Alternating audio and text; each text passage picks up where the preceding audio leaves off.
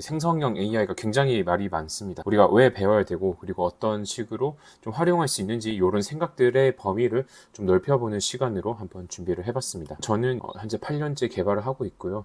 처음에는 이제 LB180이라는 기업에서 이제 개발을 시작을 해서 그다음에 물류 스타트업, 그다음에 현재는 제 IT 법인을 운영을 하고 있습니다. 실제 이제 현업 개발자로서 이 기술들을 어떻게 활용을 하고 있는지 많은 솔루션들을 이제 만들고 기업에 납품하고 이런 일들도 같이 하고 있습니다. 기업의 AI 도입을 돕고 있는 일을 하고 있는데요. 그런 어떤 노하우들을 좀 다 녹여가지고 좀 말씀을 드리도록 하겠습니다.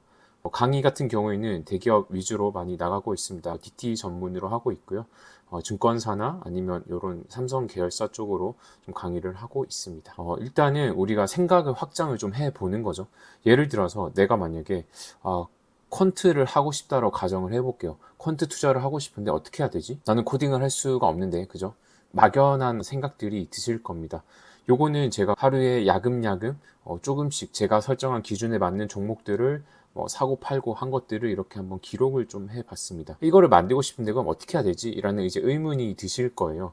대부분의 퀀트를 만들 때 키움에서 제공하는 오픈 API를 많이 사용을 합니다. 근데 우리가 이 문서를 딱 보자마자 보시면요. 한번 같이 들어가 볼까요?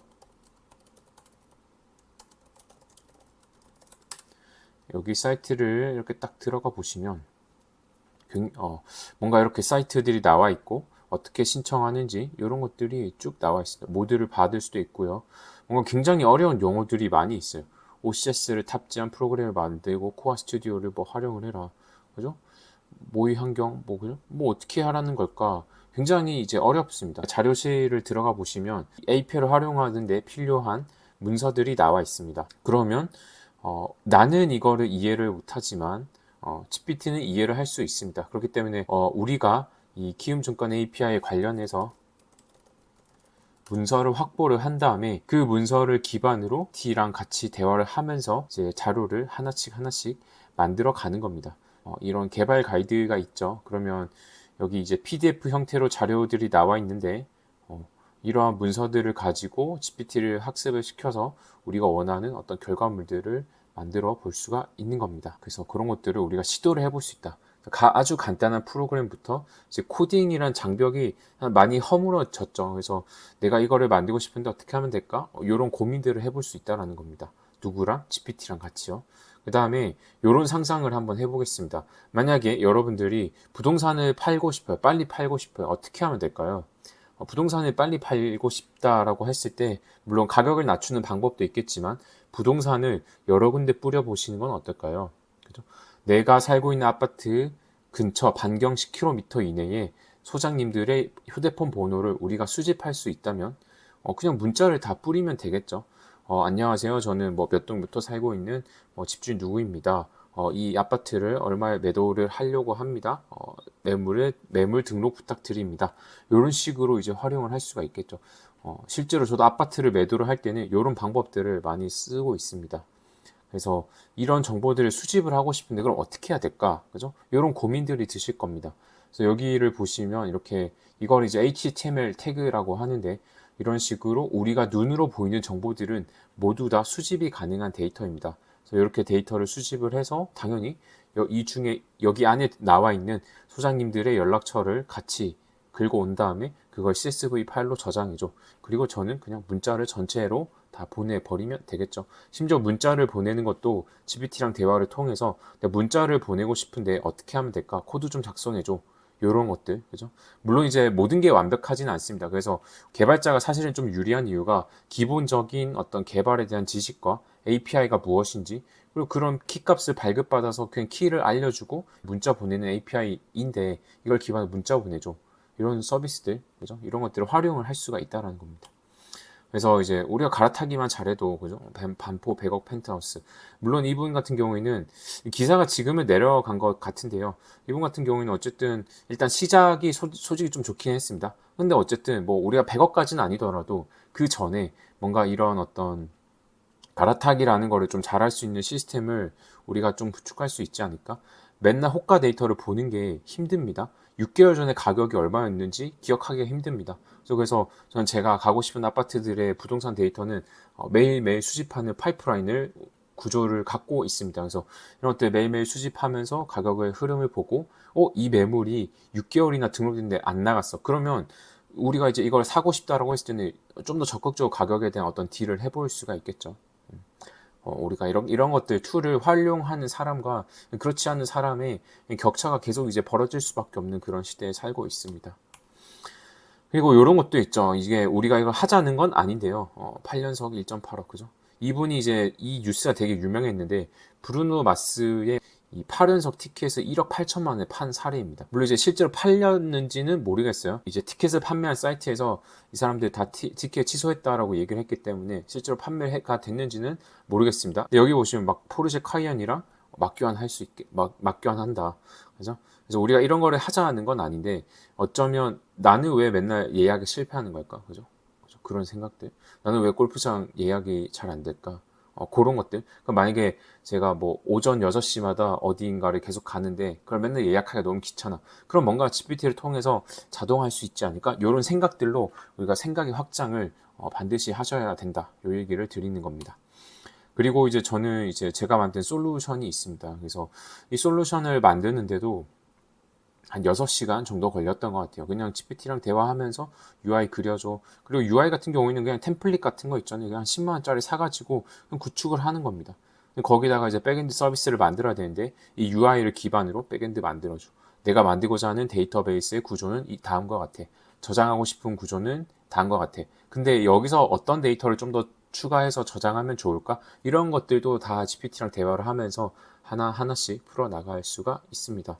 데이터 분석도 할 수 있습니다. 내가 업무를 하다 보면 굉장히 많은 데이터들이 있는데 이 데이터를 어떻게 활용을 해야 되지? 이 데이터를 어떻게 분석할 수 있을까? 그죠?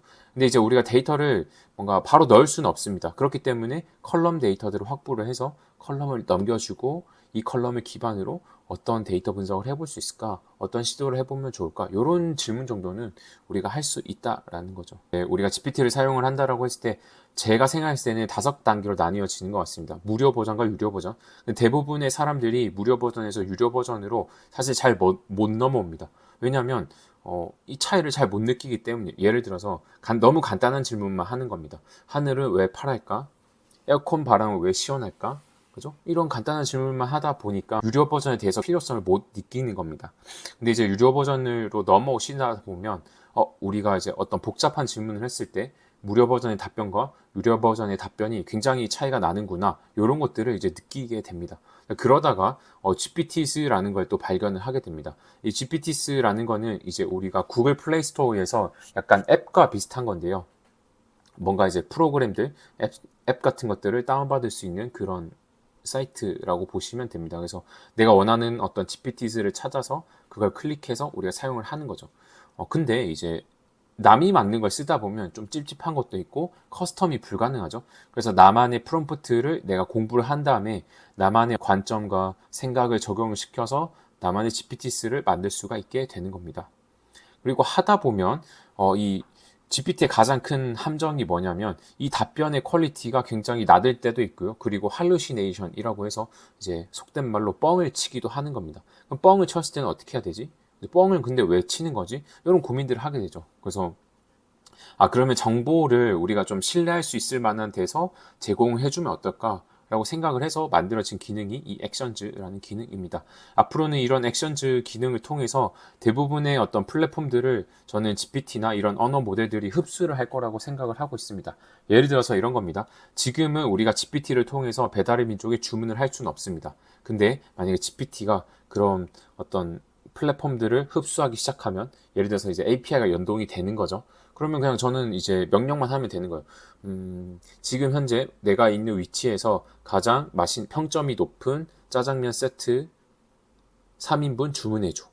라고 했을 때는 그럼 내 위치 기반으로 이걸 가지고 배달의 민족 요기요 뭐 이런 사이트들을 돌면서 가장 평점이 높은 중국집 세트 3개를 내가 지금 있는 곳으로 가져다 준다라는 거죠. 그래서 그런 기능까지 앞으로 그런 일들이 이제 벌어질 것 같습니다. 그래서 어떻게 되는지를 좀 같이 한번 지켜보시면 좋을 것 같습니다.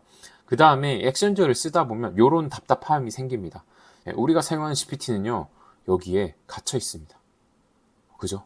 여기에 갇혀 있습니다. 이거를 좀 밖으로 꺼내서 밖으로 가져와서 어떻게 활용할 수는 없을까? 예, 그렇게 해서 만들어진 서비스들이 이런 겁니다. 원티드 AI. 그죠? 세상 밖으로 나온 거죠. 질문하면 어떤 일이 벌어지나요? 질문하면 GPT가 그냥 질문을 만드는 겁니다. 똑같습니다. 이 뒤에는 GPT가 숨어 있습니다. 뭐 이것뿐인가요? 주님의 서비스도 있습니다.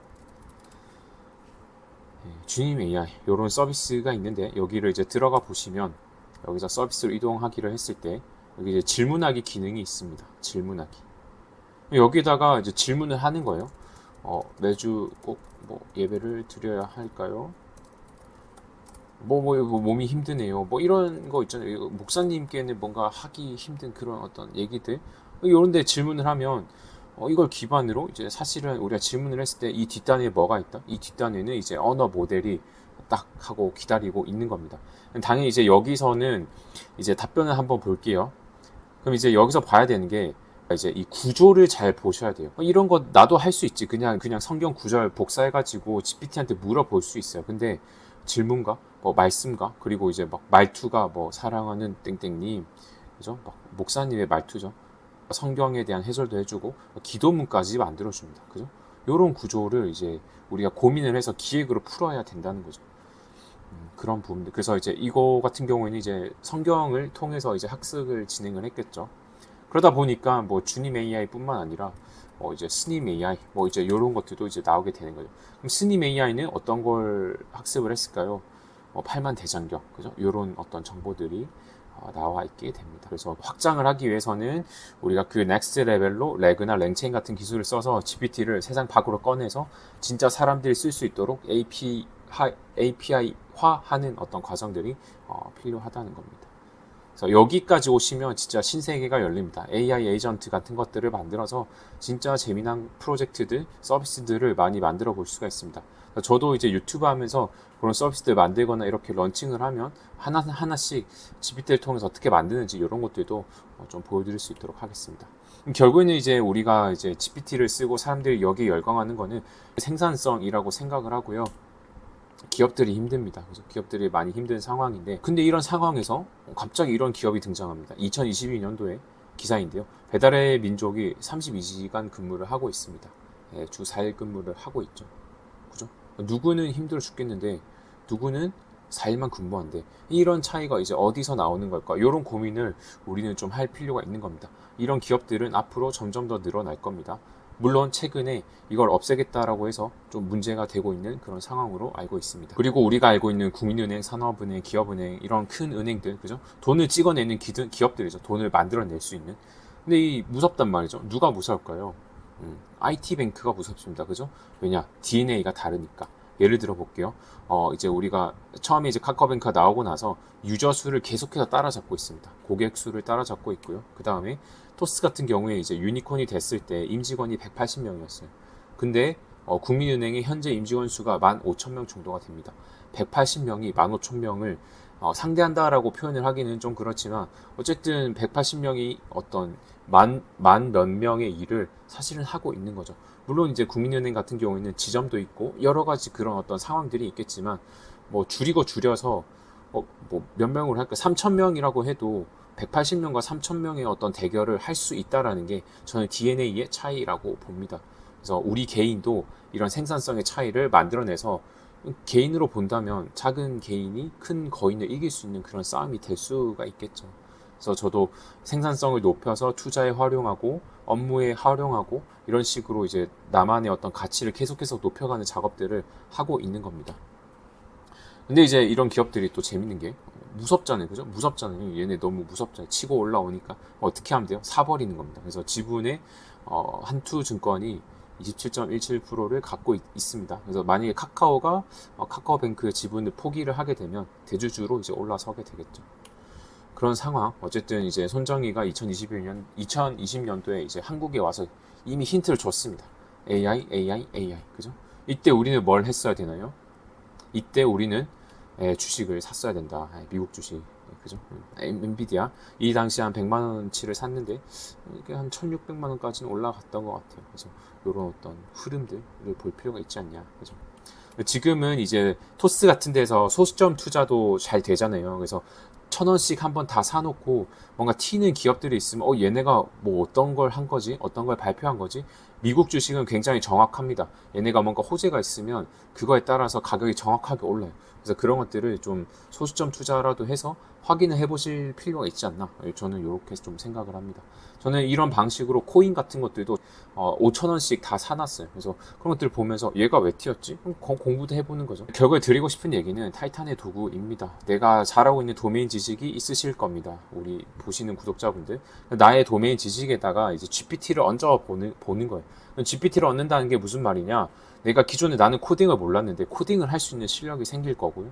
나는 데이터 분석을 할 줄 모르는데 데이터 분석할 수 있는 능력이 생기실 거예요. 나는 자동화에 어떻게 할지 모르겠는데 GPT한테 질문을 통해서 이런 과정들은 이렇게 자동화를 하시면 좋을 것 같습니다. 라는 의견을 우리가 받을 수가 있겠죠.